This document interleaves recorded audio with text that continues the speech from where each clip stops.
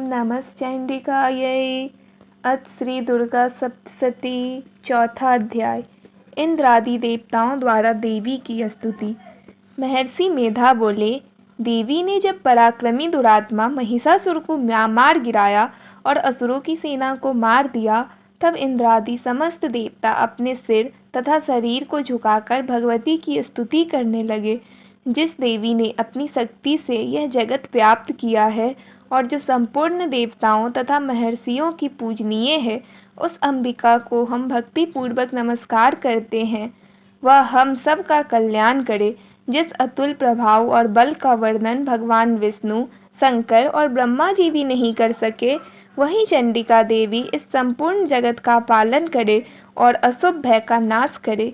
पुण्यात्माओं के घरों में तुम स्वयं लक्ष्मी रूप हो और पापियों के घरों में तुम अलक्ष्मी रूप हो, और सतकुल में उत्पन्न होने वालों के लिए तुम लज्जा रूप होकर घरों में निवास करती हो। हम उस दुर्गा भगवती को नमस्कार करते हैं। हे देवी, इस विश्व का पालन करो। हे देवी, हम तुम्हारे अचिंत्य रूप का किस प्रकार वर्णन करें। असुरों के नाश करने वाले भारी पराक्रम तथा समस्त देवताओं और दैत्यों के विषय में जो तुम्हारे पवित्र चरित्र हैं, उनको हम किस प्रकार वर्णन करें। हे देवी, भगवान विष्णु, शंकर आदि किसी भी देवता ने तुम्हारा पार नहीं पाया। तुम सबकी आश्रय हो। यह संपूर्ण जगत तुम्हारे ही अंशरूप हैं, क्योंकि तुम सबकी आदिभूत प्रकृति हो। हे देवी, तुम्हारे जिस नाम के उच्चारण से समस्त यज्ञों में सब देवता तृप्ति लाभ करते हैं, वह स्वाहा तुम ही हो। इसके अतिरिक्त तुम पितरों की तृप्ति का कारण हो, इसलिए सब तुमको स्वथा कहते हैं। हे देवी, वह विद्या जो मोक्ष की देने वाली है, जो अचिंत्य महाज्ञान स्वरूपा है, तत्वों के सार को वश में करने वाले, संपूर्ण दोषों को दूर करने वाले, मोक्ष की इच्छा करने वाले मुनिजन जिसका अभ्यास करते हैं, वह तुम ही हो।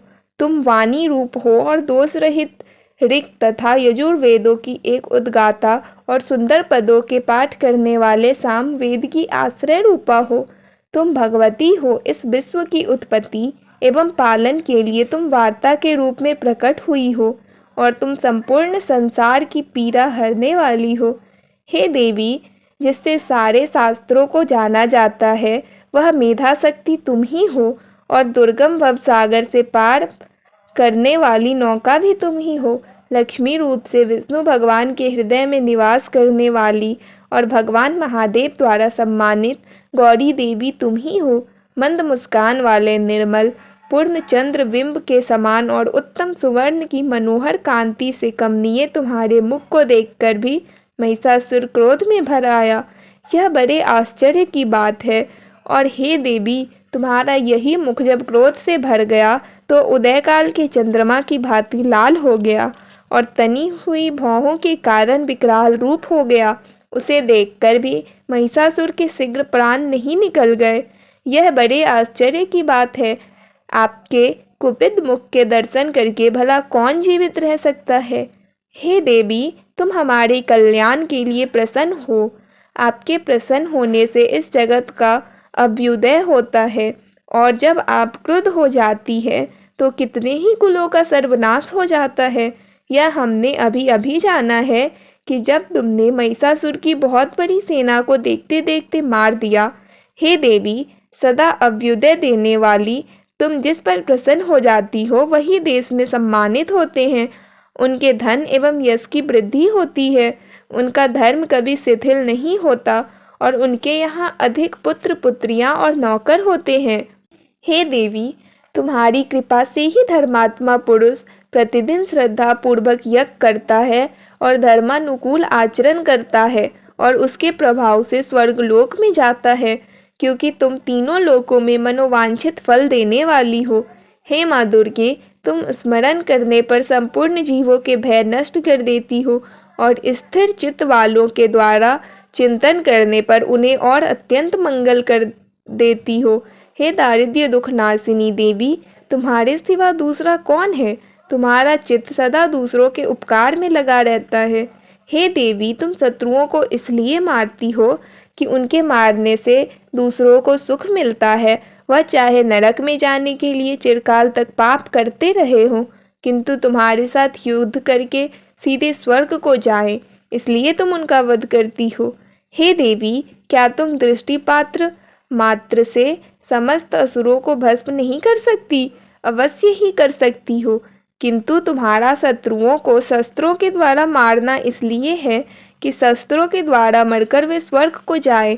इस तरह से हे देवी, उन शत्रुओं के प्रति तुम्हारा भी विचार उत्तम है।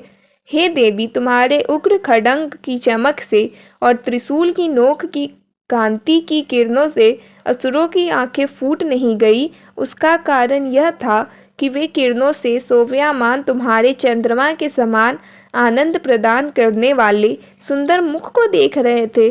हे देवी, तुम्हारा शील बुरे वृतांत को दूर करने वाला है और सबसे अधिक तुम्हारा रूप है, जो ना तो कभी चिंतन में आ सकता है और न जिसकी दूसरों से कभी तुलना ही हो सकती है। तुम्हारा बल व पराक्रम शत्रुओं का नाश करने वाला है। इस तरह तुमने शत्रुओं पर भी दया प्रकट की है।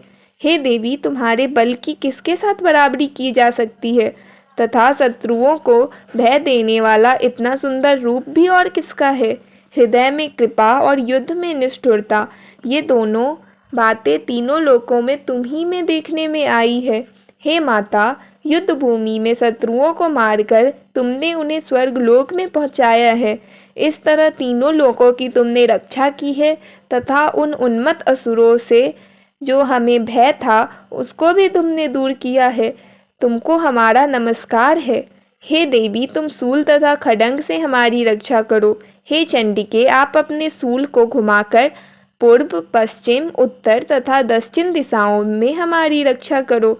तीनों लोकों में जो तुम्हारे सौम्य रूप हैं तथा घोर रूप हैं, उनसे हमारी रक्षा करो तथा इस पृथ्वी की रक्षा करो।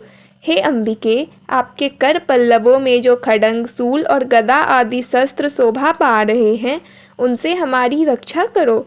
महर्षि बोले कि इस प्रकार जब सब देवताओं ने जगत माता भगवती की स्तुति की और नंदन वन के पुष्पों तथा गंध अनुलेपनों द्वारा उनका पूजन किया और फिर सबने मिलकर जब सुगंधित व दिव्य धूपों द्वारा उनको सुगंधित निवेदन की, तब देवी ने प्रसन्न होकर कहा, हे देवताओं, तुम सब मुझसे मनोवांछित वर मांगो। देवता बोले, हे भगवती, तुमने हमारा सब कुछ कार्य कर दिया। अब हमारे लिए कुछ भी मांगना बाकी ना रहा, क्योंकि तुमने हमारे शत्रु महिषासुर को मार डाला है। हे महेश्वरी, तुम इस पर भी यदि हमें कोई वर देना चाहती हो तो बस इतना वर दो कि जब जब हम आपका स्मरण करें तब तब आप हमारी विपत्तियों को हरण करने के लिए हमें दर्शन दिया करें। हे अंबिके, जो कोई भी तुम्हारी स्तुति करे, तुम उनको वित्त, स्मृति और वैभव देने के साथ ही उनके धन और स्त्री आदि संपत्ति बढ़ाएं और सदा हम पर प्रसन्न रहे।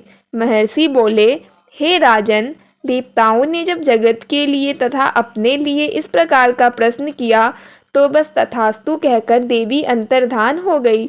हे भूप, जिस प्रकार तीनों लोकों का हित चाहने वाली वह भगवती देवताओं के शरीर से उत्पन्न हुई थी, वह सारा वृतांत मैंने तुझसे कह दिया है और इसके पश्चात दुष्ट असुरों तथा शुंभ निशुंभ का वध करने और सब लोकों की रक्षा करने के लिए जिस प्रकार गौरी देवी के शरीर से उत्पन्न हुई थी, वह सारा वृतांत मैं यथावत वर्णन करता हूँ। चौथा अध्याय समाप्त।